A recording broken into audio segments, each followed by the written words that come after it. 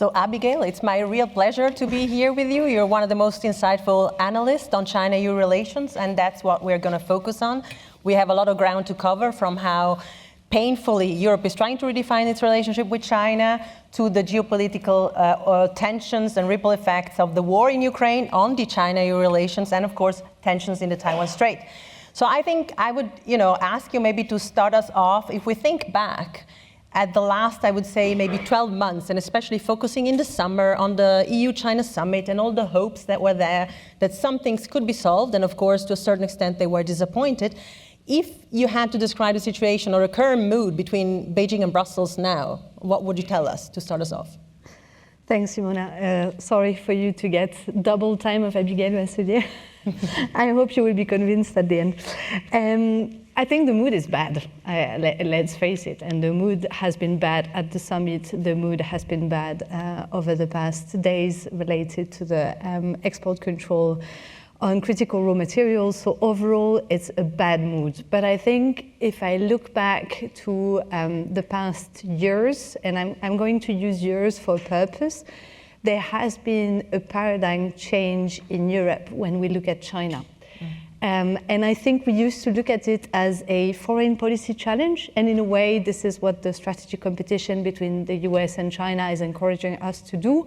But for a second, I'm going to challenge that view and tell you, for Europe, China has now become a domestic question. And this is where probably the reason of where we are now and the difficulties to find a solution for the situation in which we are, this is the foundation of the problem. And I think Desmond pictured a China that has vulnerabilities and weaknesses inside, but he also said the Chinese economy is run on exports. And I think the industrial model of China today is one that is based on a drive towards manufacturing, high technology, and ramping up the value chain at large scale with export as the basis for economic growth. And this comes to challenge Europe at its heart, because when you think about Chinese overcapacity, you need to think about the fact that they are targeting the sectors in which the European prosperity was based on. And the story on EVs, it's not a story about how do we agree at 27 on tariffs. It's a story about what it means in terms of unemployment in Europe. It's a story about German car makers that keeps announcing that there will be layoff. You heard Volkswagen announcing layoff of 35,000 people by 2030, but you look at the entire supply chain of German automotive industry and you see the China shock coming, and the fact that China being a domestic question is a very challenging thought and paradigm through which you have to rethink the China challenge. Okay, thank you very much. That was great to start us off. I mean, I would maybe continue, because you also mentioned the difficulty of the 27 and specifically the German automotive sector. And so if we break it down, we often hear, of course, this very much used sentence that China is a partner, a competitor, but also a systemic rival, which I think is, of course, a very useful framework, but it's very difficult to operationalize. And if you break it down at the level of the 27 countries, it's even more difficult. So maybe I would ask you, how is that divisiveness that we see very often also among different European countries? I'm thinking, for example, of Hungary, some more prone to Beijing-friendly relationships, some less.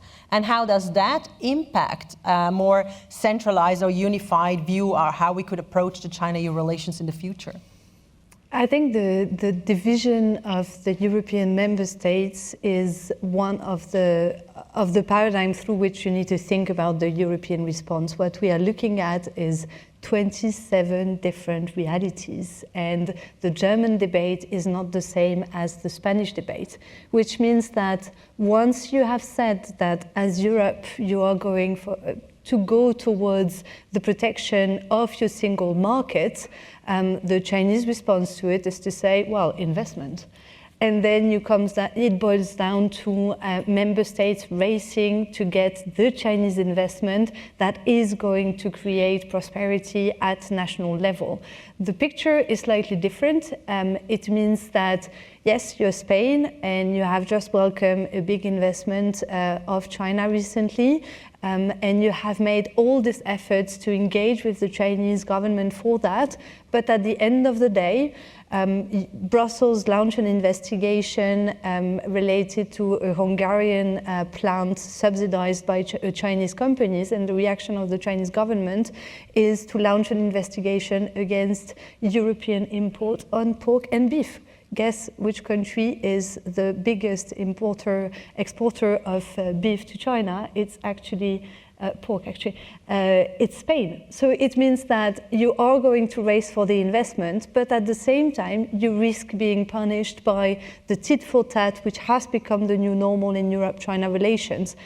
It does mean that while member states are competing for their national interests, at the same time, they have developed this European reflex because this remains the best way to tackle the China challenge altogether, which means that when we think about European unity, there are big challenges. We saw it completely exposed on the tariffs on electric vehicles. And at the same time, when you look at the history of Europe-China relations, we have passed the 19th sanction package in which there were Chinese entities listed once again.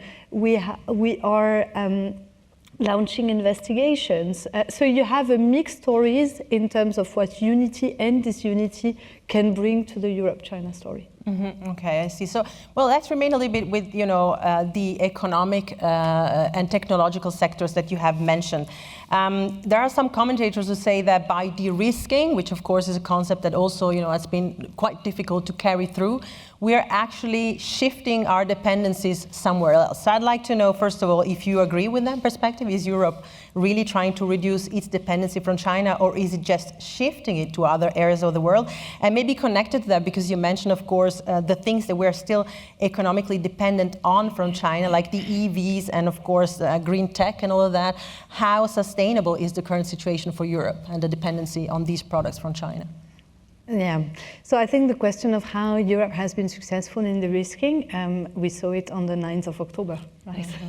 Mm-hmm. It's a mixed picture, meaning that you need to imagine that the bloc does exchange 2 billion per day with China. And it's really clear that we are looking at our second trading partner. You do not de-risk the entire 2 billion. You are looking at de-risking 20% of it, which is a tiny portion, but yet this is a critical portion. This is the portion where at the end of the day, the company is going to call you and tell you, if this export control remains on critical raw material, I am going to close my lines of production in the next 2 weeks. And if it's a German car automotive company that is telling you this, you know that this is going to have an immediate impact on Slovakia, on Hungary, on basically Central and Eastern European countries that have their supply chains embedded into this industrial sector. It means that, in a way, what we saw in October is that Europe has not completely done the job of de-risking. That's clear. It's a challenge and it's a long one because you do not de-risk your critical raw material over dependencies on China from one day to another, simply because China is processing and refining most of it. So even if you can source it somewhere else, imagine the best, then you still need to use China to basically refine it and process it, which means that it's going to take time. The question is, are we de-risking because we are in a crisis mode, as we experienced in October, or are we de-risking because we have acknowledged the fact that we are in a systemic competition with China? Mm-hmm. And I think it's a massive difference. And when you're a political leader, in a way, your sense of urgency is very different. And it was very different in September than when we reached the 9th of October. And it means that for Europe, the work that needs to be done is to de-risk from systemic competitors that is going to, as Desmond told you, completely dismantle your industrial base. This is what we are looking at. And this is why the de-risking with China, it's a long process. It's a painful one. It's going to cost jobs, that's really clear. It's already announced, it's already lined up. It's going to cost votes. Who is going to be the popular leader that is going to call the China question the way it does? Honestly, among the European leaders, only, I'm French, so I don't do that very often, but I've only heard Emmanuel Macron saying the cognac crisis, this is 17,000 jobs that are on the line. And he said that on TV, prime time, on TF1 in January. And that was the first and single European leaders that we heard linking the job losses with the China question. And as I said, sense of urgency creates political opportunity, but we shouldn't lose that sense of urgency because of the size of the systemic competition we are facing. Right. So I think, I would like to shift a little bit to the first part of our more geopolitically oriented conversation, and that would be the Taiwan issue. Now, I have looked a little bit of data, and I saw that just according to the Taiwanese government, just in the year 2023, Taipei actually initiated 22 new investment projects in the EU, totaling almost $5 billion, right? And these, of course, go in a variety of sectors, from supply chains, critical technologies, obviously semiconductors and finance. My point being, that I believe at the moment we see a very different sometimes behavior for Chinese investments in Europe. And so we, I think in Europe, have very high stakes in peaceful relationship across the strait. So my question for you would be really, what's the current EU stance? I know that's also difficult to break it down to one unified stance because we have the same problems of the 27 different views. But still, what's the current EU stance on Taiwan? And maybe related to that, if we hope nothing's going to happen, but let's say tensions increase, do you think Europe would be actually willing, also because of the growing investments, to take a firmer stance? Okay, so if I'm putting my official hat and telling you that the EU maintains its one China policy, that does not tell you much in terms of how do we do and how do we deal with a crisis, but yet I've ticked the box. When we look at Taiwan, Europe, you need to realize that what you quoted as Taiwanese investments in Europe, it's also a reflection of the fact that Europe is the first investor in Taiwan, actually. And if you look at the Europe-Taiwan trade picture, Taiwan is our 14th largest trading partner. And I mean, 1/4, that's just pretty decent for Taiwan. And what it does show is the fact that for a long time, I think the Taiwanese government had no view as regard Europe as a strategic partner. And I have to say, we almost need to thank Trump for that. Henrietta, you heard it. Taiwan has basically turned towards Europe thinking Europe can play a strategic role. Mm-hmm. And there is this mutual recognition that we need to become strategic partner for one another. This is there. It also explained why within the 27 member states and beyond, there have been a lot of work over the past years done to prepare in case of Taiwan contingencies. You have had a lot of these debates in member states, and in a way, you have seen it in the press. You have seen more of Taiwan in the press.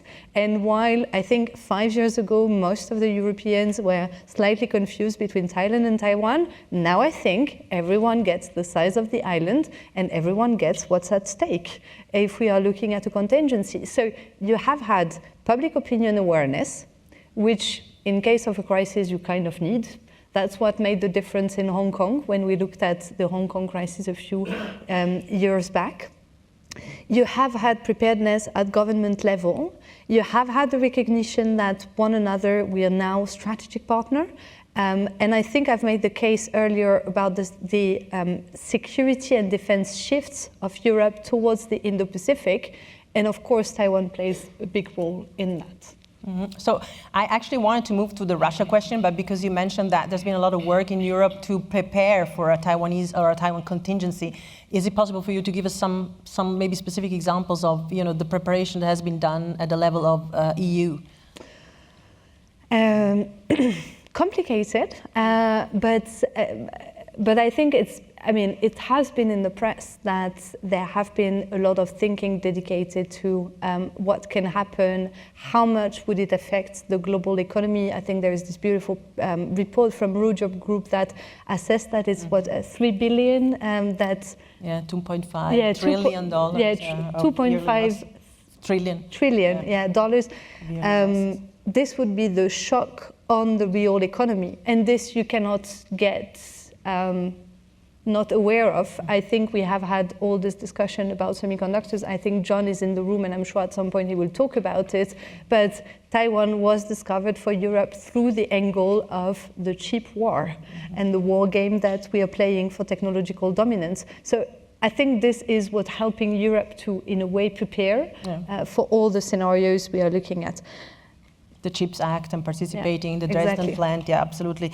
Okay, so since we don't have so much time left, let's move to the other big geopolitical issue, and that is really since the beginning of the Russian war of aggression towards Ukraine, I think China has changed its stance, in my opinion, at least gradually from a more, I would say, pro-China but neutral position to gradually a much more pro-Russian without the neutral position. But that has had an impact, right, on the EU-China relationship. As you said, it's mentioned a lot in the media. Can you tell us a little bit more about that, how that maybe Beijing underestimated how much it would impact its relationship with Europe? So I think from day one, we had, so the war in Ukraine started, and a few weeks, actually a week later, we had a summit with the Chinese. And that day, the two presidents explained to the Chinese leadership, there will be no return to business as usual if you do support Russia's war effort. So it was from day one explained to the Chinese this is going to have a major impact on the relationship. And I agree with you that the Chinese government did not believe a single minute that it would have that scale of an impact. And it deteriorated dramatically the relationship, yes. And I think the Chinese had two moments. They had a moment where for the first year they did not see that really happening.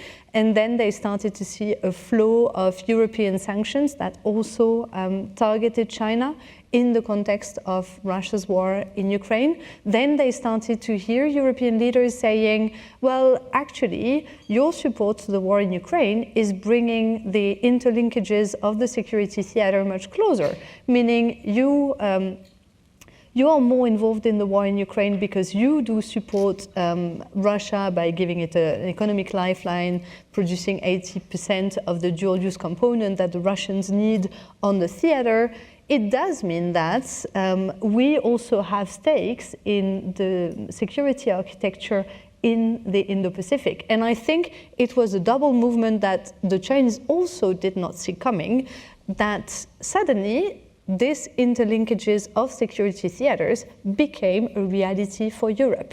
And it meant that after that, there was this sense that if China is a challenge and a threat to the security architecture of Europe, also telling Europeans up front, we want to have a say in how the war ends. We can also provide peacekeepers, why not? We can also mediate, why not? And how about we do discuss the future of the security architecture with you? Which was, I think, a new word for the Europeans. I had to say it broke a barrier and started to think about the European being involved in the security architecture of Asia. So to say, you're in our backyard, we come to yours. So since we only have 1 minute left, could you maybe finish us off in the same way you started us off, but giving us a few words, if you picture the future, the next 5 years, how would you say that a more balanced relationship between China and the EU could look like? So, so the crystal ball is out there. Scenario one Europe deploy all the beautiful autonomous instruments it has to tackle the systemic competition it faces with China, manage to save its industrial and manufacturing base, and we have prosperity around the corner, and we have, to a certain, develop our economic security doctrine, and we can tackle the security of our continent. And I think we are looking at a statu quo, or we do not manage to protect our single market, and we are going to see massive wave of unemployment in sectors that are going to affect the key sectors of the prosperity of Europe tomorrow. And here we are looking at a bleaker picture for Europe. Well, thank you very much, Abigaël Vasselier, Strategic Coordinator for Asia Pacific at the European External Action Service. Thank you so much. Thanks, Simona.